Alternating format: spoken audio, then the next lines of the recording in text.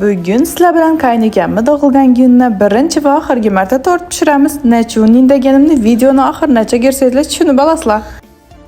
Bu hayotda men uchun eng qiyin ish biskvit pishirishadi qizlar. Hamma biskvitim ya berch bo'laradi, ya chishib turib pisayib qolaradi.